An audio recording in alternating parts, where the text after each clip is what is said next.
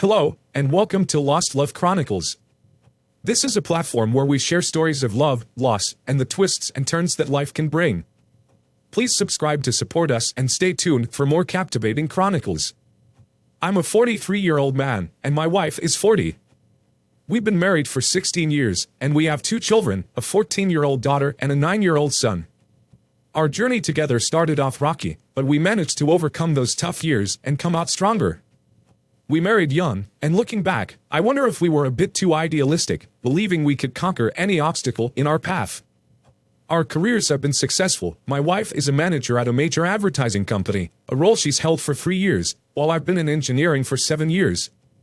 Our jobs provide us with a comfortable lifestyle. We've always been a close-knit family, making sure to create wonderful memories for our kids, no matter how busy life got. I take pride in being a good husband and father, though I'm not without my flaws. Recently, I made a shocking discovery that shook me to my core. It turns out that my wife has been involved in a long-term affair. The signs were there. Over the past 2 years, she became increasingly distant, seemingly disinterested in anything I did. She started comparing me to her boss, constantly mentioning how he handled things better. She criticized my lack of initiative, especially when it came to planning romantic outings or making her feel special. Her response was often frustratingly vague: "You should already know what to do." Feeling lost, I turned to research, bought books, and sought advice, desperate to reignite our love life. However, no matter what I attempted, it was met with lukewarm appreciation or outright disappointment. This wasn't the woman I had known for years, and I felt a growing need to fix whatever was wrong. Little did I know that it wasn't me who needed fixing. We had become close friends with her boss and his wife, bonding over shared family outings and get-togethers. Our children got along well, and it seemed like a natural friendship. Little did I know that this closeness was a cover for my wife's affair with her boss, a secret that had been hidden right under my nose. I found solace in confiding in her boss about our marital problems. He seemed like a genuinely helpful guy, and his advice gave me some hope. Little did I know that this connection would later unravel into something far more complicated. Back to the discovery. My emotional fatigue from my wife's constant demands for self-improvement or the marriage being over had taken a toll on me. It was bewildering because, until then, I had believed we had a great marriage. One fateful night, I noticed her laughing and giggling while texting someone. We were in bed together, and curiosity got the best of me. As I leaned in to take a peek, she violently pulled away, her anger palpable. She demanded to know what I was doing. I explained that I wanted to see what was so funny, and she tersely informed me that it was none of my business before retreating to the bathroom. That moment was when I began to suspect that something was amiss, although I had no concrete proof. The following day, I made the mistake of confronting her directly about my suspicions. She reacted with fury and vehemently denied any wrongdoing. Desperate for the truth, I asked to see her phone, but she adamantly refused. It wasn't until later that night, with great reluctance, that she handed over her phone. However, almost every text message to specific individuals had been deleted. It was apparent because some conversations seemed inconsistent, while others were absurd. I returned her phone without further confrontation, biding my time. A month later, I managed to enlist the help of a friend to check her phone and recover deleted texts. By this point, she had gotten another phone and hardly used the one she gave me. Some texts were recovered, and through fragments, I finally had proof of the affair with her boss, as you might have guessed. I knew that confronting her immediately would likely lead to her finding a way to deny it, so I held off. I was a wreck during this time, consumed by thoughts of how it would impact our kids. The situation was agonizing, and I even broke down in front of my friend. Despite everything, I wasn't ready to give up on our marriage. 3 days later, I bought a book titled How to Help Your Spouse Heal from an Affair. It may sound naive, but I hoped that if I give it to my wife, she would come to her senses and end the affair. I desperately wanted my wife back and to save our marriage. I had planned to talk to her that Saturday to work things out, but she informed me that they had an emergency at work and not to wait up for her. Naturally, I called her workplace on that day to verify her story, only to find that they weren't even open on Saturdays. I tried calling her phone, but there was no answer.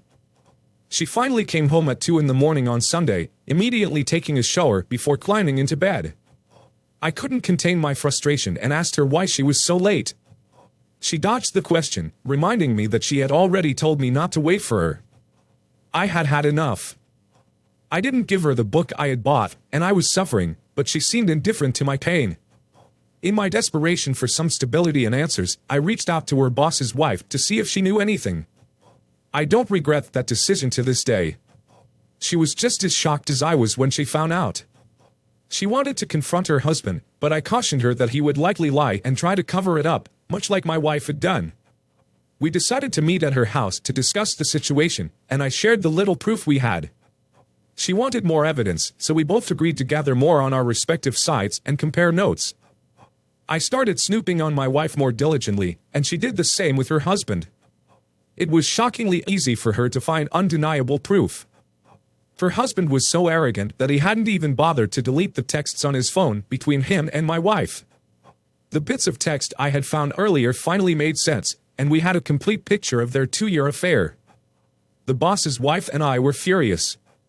Revenge crossed our minds, but we decided against sinking to their level. We both drew up divorce papers around the same time and were dead set on ending our marriages.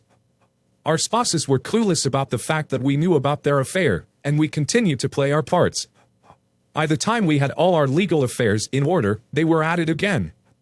This time, with the boss's wife's collaboration, we knew exactly where and how to serve them with the divorce papers. We even knew which hotel they had booked for their rendezvous weekend. I personally went to the hotel with the sheriff. I waited nervously in the lobby as the sheriff took care of the logistics. My wife was called down from her room, dressed in a bathrobe, and panic-stricken. She demanded to know what I was doing there. It was a considerable distance from our home, but not too far. The sheriff asked for confirmation of her identity, and in her confused state, she affirmed it. That's when she was served with the divorce papers, and our tumultuous chapter together took another painful turn. Seeing the shocked look on my wife's face when she was served with divorce papers was undeniably satisfying, but I didn't want to gloat or rub it in.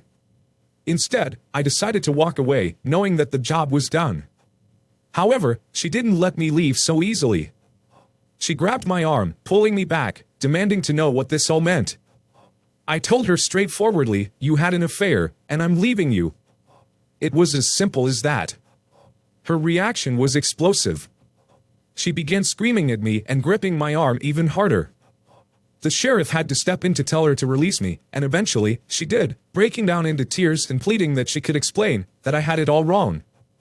I was seething with anger, so I left quickly, heading home. I later learned that my wife had informed her boss about the situation, and he rushed home, only to be served with divorce papers as well. We hadn't given them time to get their heads straight. It was a blindsided move, much like what they had done to us. Now, my divorce is on track to be finalized in a couple of months, but my wife and her boss are both fighting it tooth and nail.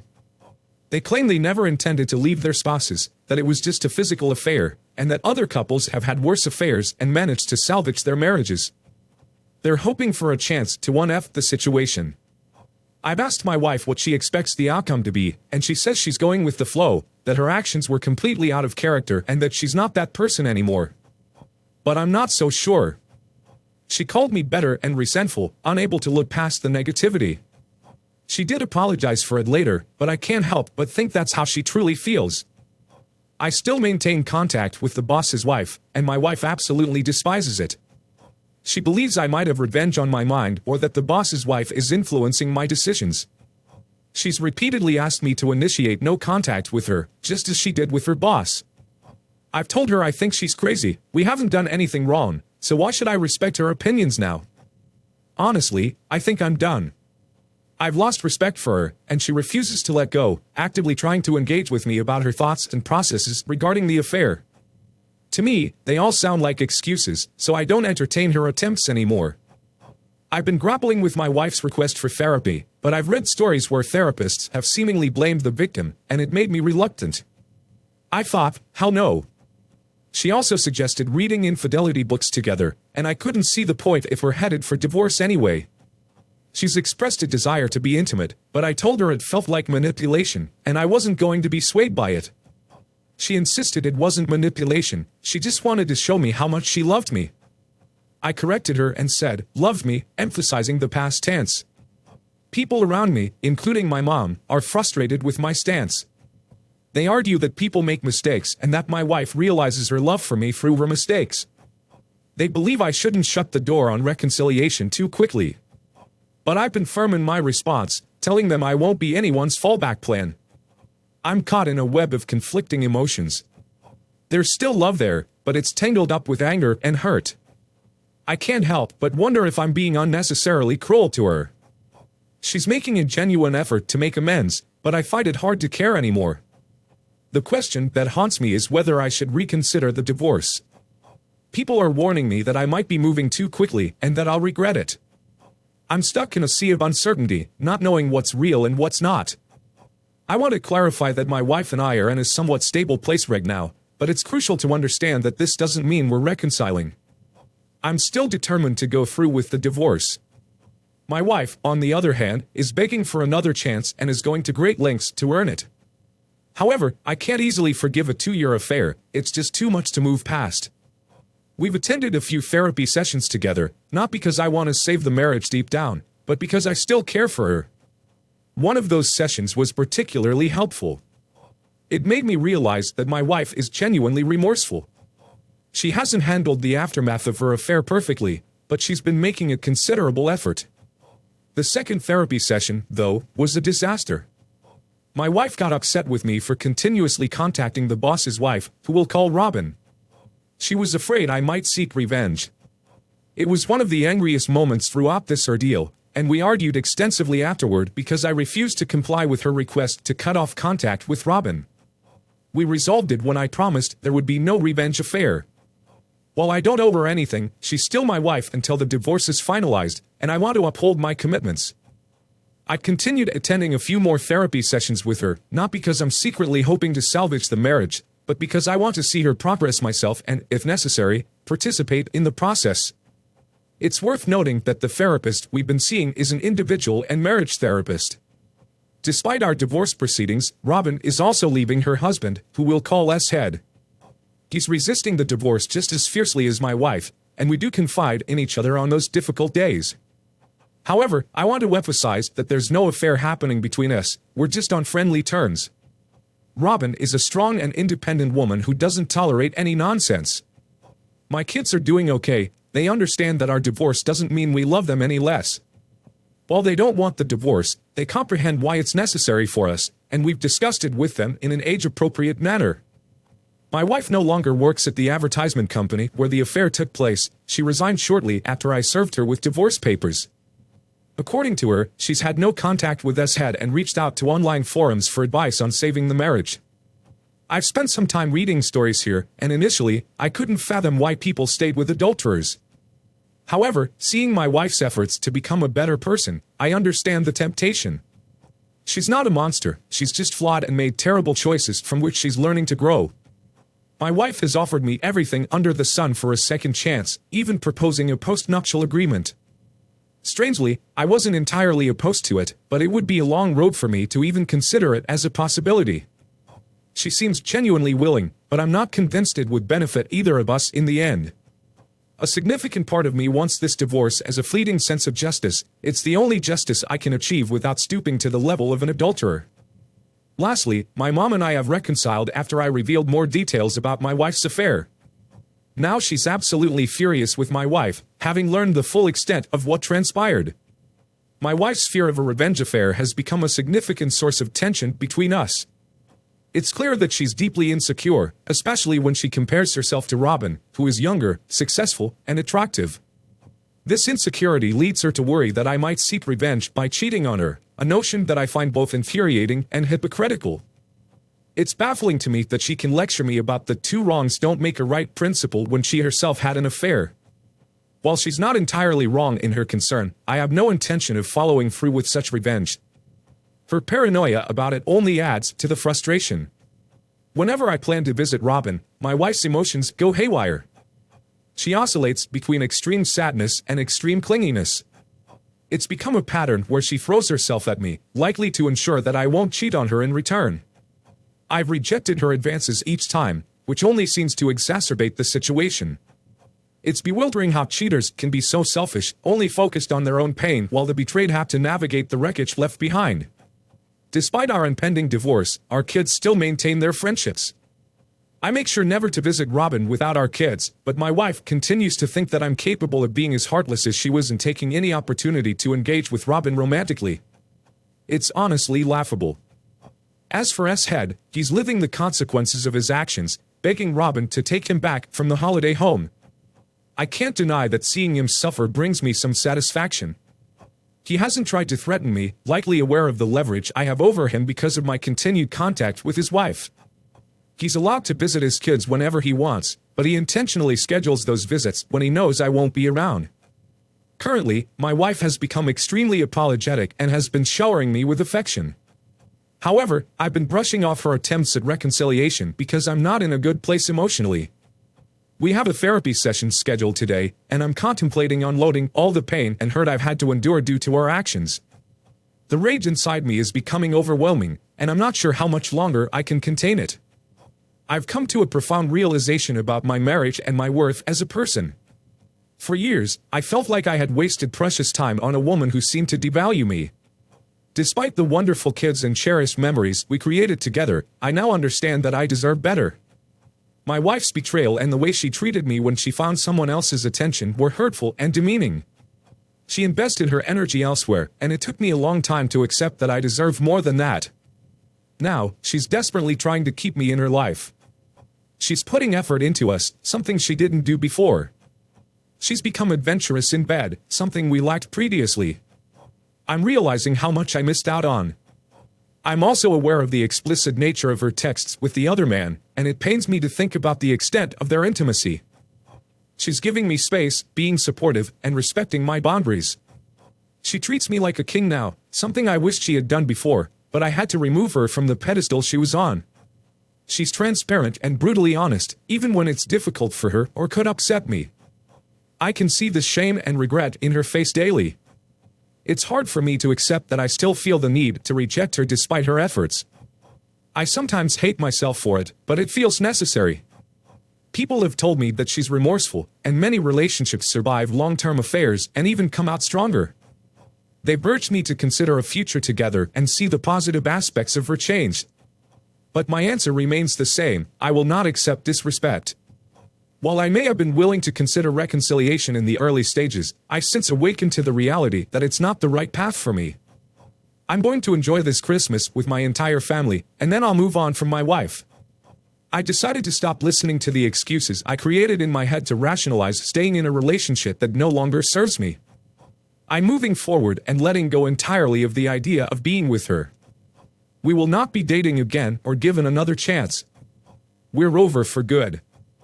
I want her to find happiness, but I now realize it won't be with me. Today, I made a call to Robin and extended an invitation for dinner after the holidays as a gesture of gratitude for her unwavering support during my lowest moments. She graciously accepted, and I couldn't be more appreciative. Our bond has been a lifeline for me throughout this challenging journey, and I feel compelled to express my thanks. I want to make it crystal clear that this dinner invitation isn't part of some elaborate plan or hidden agenda. My emotions have been a tumultuous whirlwind, and the thought of pursuing another romantic relationship hasn't even crossed my mind. As far as I'm concerned, it's just dinner, nothing more, unless both of us feel otherwise. As the divorce proceedings draw closer to completion, I'm starting to recognize that I have options. Robin has been a supportive presence throughout, and while I'm not actively seeking a new relationship, the possibility is there. Now, as for S-Head, I couldn't care less about him. My focus has shifted away from him and towards my own well-being and future. I've come to the conclusion that I may not want to get married again. The whole concept of marriage has started to seem like a questionable institution to me. I apologize if my outlook comes across as cynical. It's just a reflection of my current state of mind. I've invested my best years in a marriage that didn't yield the returns I'd hoped for, and it's left me feeling somewhat disillusioned. This completes the arc of my emotional journey, from initial doubt to frustration and anger, and now to a growing willingness to move on and explore new possibilities beyond my current relationship. The separation from my wife became official almost 3 weeks ago, and those initial days were incredibly tough. I grieved as if I had lost a loved one, and the realization of the spectacular failure of my marriage hit me hard. It was perhaps the hardest I've cried since the day I discovered the affair in the first place. I also felt a lot of anger during this time, and it was undoubtedly one of the lowest points in my life. We've managed to organize everything, particularly for the sake of our kids. She has moved out of the house, and I'm in the process of buying out her share of it. She now lives in an apartment, which is a significant downgrade for her, and it seems to be affecting her emotionally. She continues to see a therapist and is deeply engrossed in reading and studying infidelity, which I find somewhat perplexing. We've had lengthy discussions, both leading up to and following the divorce, but we've maintained minimal physical contact. I know I probably shouldn't entertain her at this point, but she is still the mother of my children, and I want us to be good co-parents.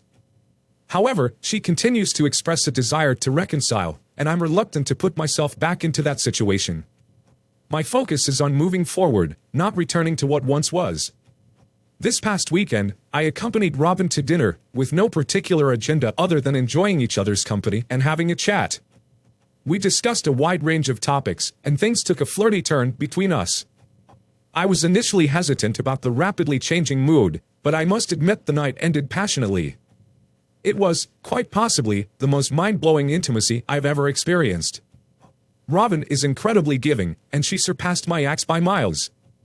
While I didn't intend for things to go that far, both of us were willing participants.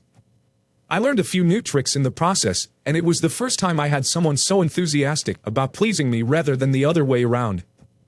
As for the future, I'm unsure whether we'll take our relationship further. It was likely a mix of hormones and wine that led to our passionate encounter that night. Robin may want to explore things further, but I believe both of us need time to sort ourselves out emotionally before making any decisions. I must admit, though, that I feel surprisingly good about the situation. While some may not appreciate hearing this, sleeping with Robin helped boost my self-esteem and made me feel desired and alive. It opened my eyes to what I had been missing out on, and I can't see myself settling for a robotic bed again.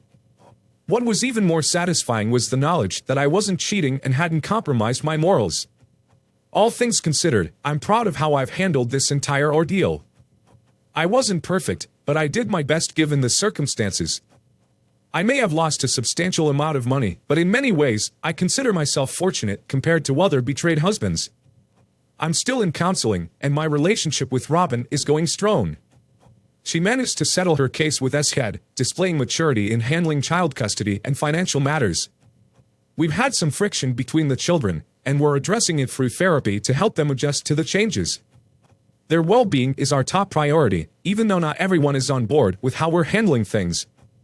My daughter, my ex, and S-Head don't get along, and tensions run high when they're around each other.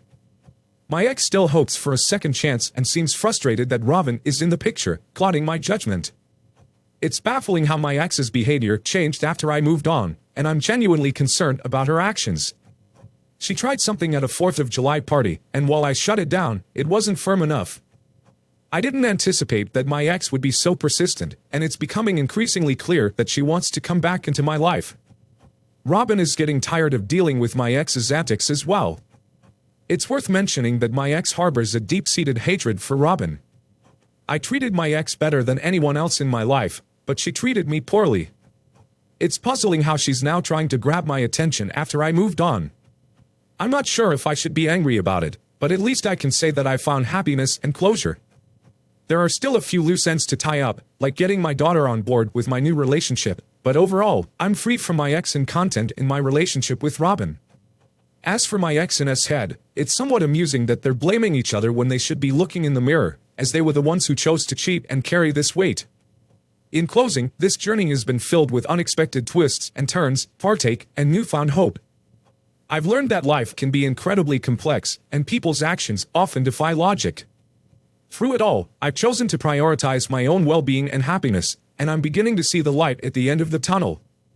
As I move forward with Robin by my side, I cherish the lessons learned, the strength gained, and the love that has found its way into my life once more. The future remains uncertain, but I'm ready to embrace it with an open heart and the hope of brighter days ahead. Dear listener, if you have reached this far, please consider subscribing our channel as it helps and motivates us to continue our work.